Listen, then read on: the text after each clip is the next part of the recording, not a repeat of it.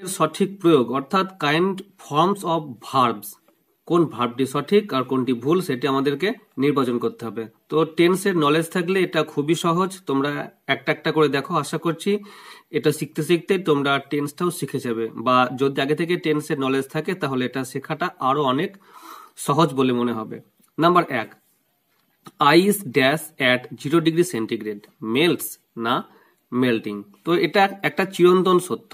যখন universal truth বা চিরন্তন সত্য হয় তখন কিন্তু সেটা প্রেজেন্ট সিম্পল বা প্রেজেন্ট ইনডিফিনিট টেন্স হয়। তো এখানে আইস হবে মেল্টস, সঠিক উত্তর হবে melts. Ice melts at 0 degree centigrade. Number 2, she is dash a letter, write, writes or writing, which one is correct. তো এখানে দেখো ইজ ইজ আছে, ইজের পর অবশ্যই ভার্বের সঙ্গে আইএনজি যোগ হয়, কারণ জানি এটা প্রেজেন্ট কন্টিনিউয়াস টেন্স। আর প্রেজেন্ট কন্টিনিউয়াস টেন্সের পরে সাবজেক্ট সাবজেক্ট তারপর এম অথবা ইজ অথবা আর যাই হোক না কেন তারপরে ভার্বের সঙ্গে আইএনজি যোগ হয়, দেন অবজেক্ট হয়। তো এখানে সেটা আছে সাবজেক্ট এম ইজ আর এর মধ্যে ইজ আছে, যেহেতু she third person singular number, তারপরে ইজ হয়েছে, তাই এরপরে ভার্বের সঙ্গে আইএনজি যেটা আছে সেটা হবে রাইটিং। তাহলে she is writing a letter. Number 3, they didn't dash cricket in the park last weekend, তারা শেষ সপ্তাহে এখানে ক্রিকেট খেলতে পারেনি। তো এখানে আমি ডিডেন্ট করা আছে। আমরা জানি সেন্টেন্সের মধ্যে একবার ডিড থাকলে তারপর যে ভার্বটা হয় সেটা ভার্বের 1 নাম্বার রূপ হয়। তাহলে একবার ডিড আমি লিখে দিয়েছি, পাস্ট ফর্ম করে দিয়েছি, তাই এখানে ভার্বের 1 নাম্বার রূপটা হবে play. They didn't play cricket in the park last weekend. Number 4, I have dash my work, do does did নাকি ডান। তো আমরা জানি সাবজেক্টের পর যদি হ্যাভ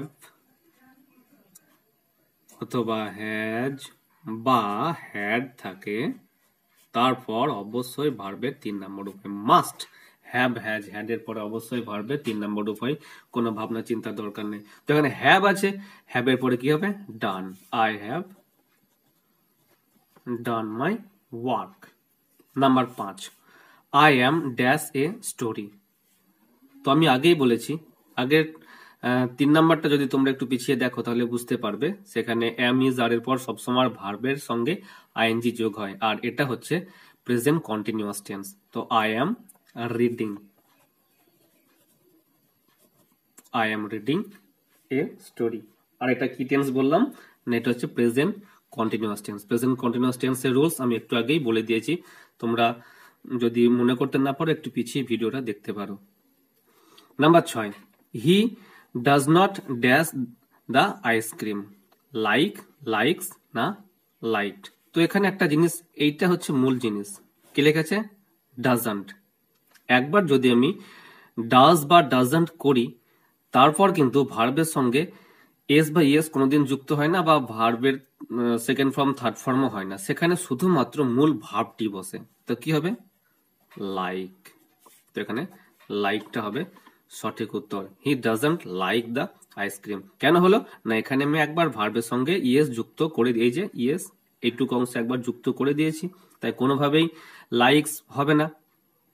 আবার ডাজন্ট আছে, প্রেজেন্ট ফর্ম আছে, তাই ডাজন্টের পরে কখনো ভার্বের থার্ড ফর্মও হবে না।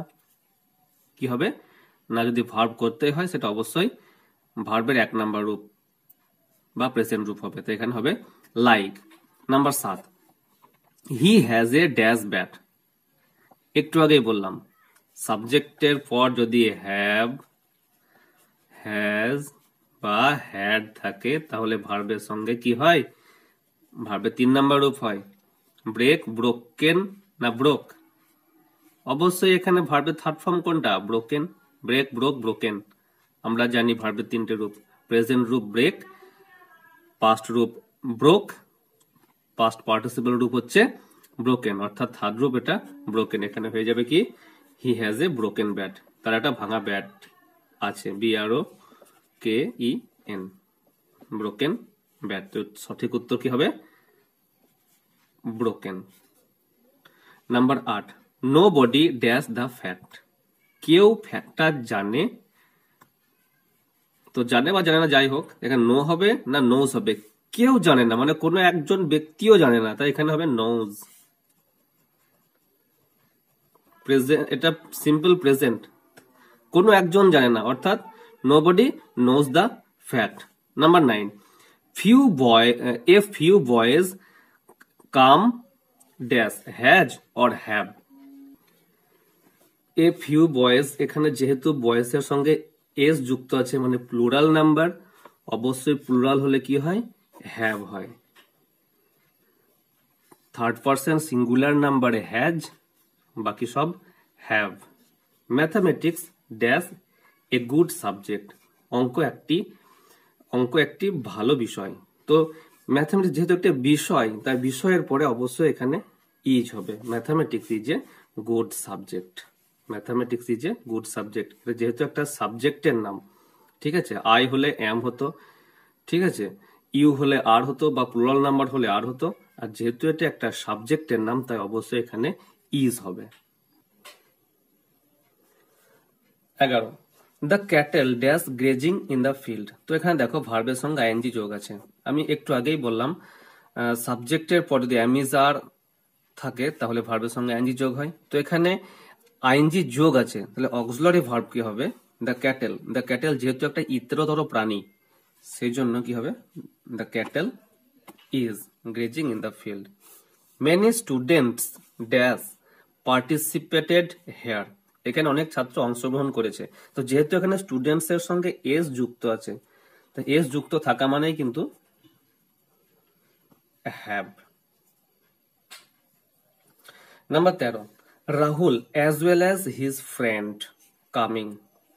একটা কথা বলে রাখি, সাবজেক্টের পর যদি অ্যাজ ওয়েল অ্যাজ থাকে, রাহুল তার সঙ্গে তার বন্ধু আসছে, এখানে কিন্তু মেন হয়ে যাবে রাহুল।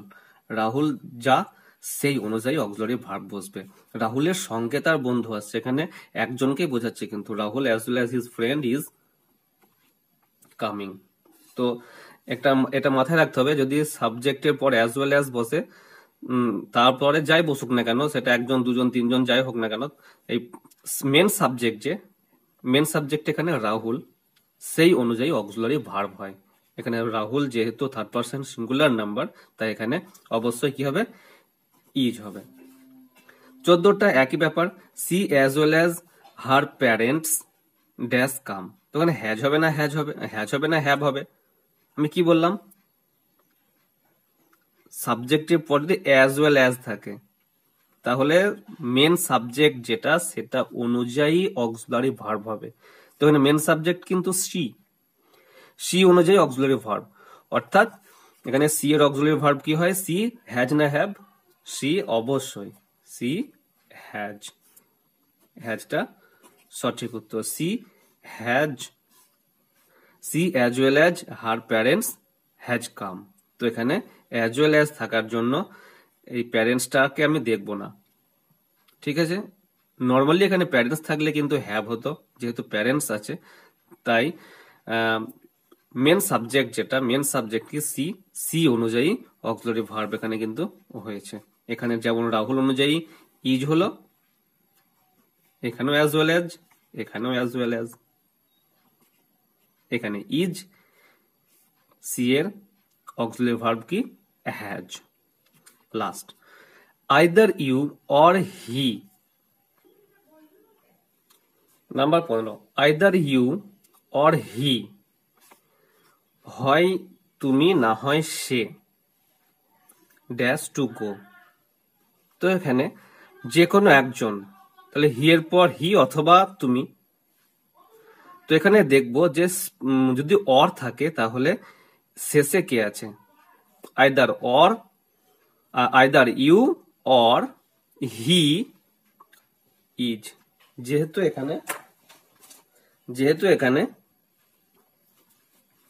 এখানে হি আছে, তাই হি এর পরে কখনো আর হয় না, হি এর পরে এম তো হয় না, কারণ এম হয় আই এর পরে এম, ইউ, ইউর পরে আর, হি এর পরে ইজ, হি এর পরে কি হয় না ইজ। তো এখানে যেহেতু শেষে হি আছে তাই হি অনুযায়ী এখানে ইজ হবে। ঠিক আছে, তো আশা করছি তোমরা প্রত্যেকটা বিষয় বুঝতে পেরেছো। কোনো জায়গায় যদি অসুবিধা হয় আমাকে কমেন্ট সেকশনে জানিও। আর এরকম ইংরেজি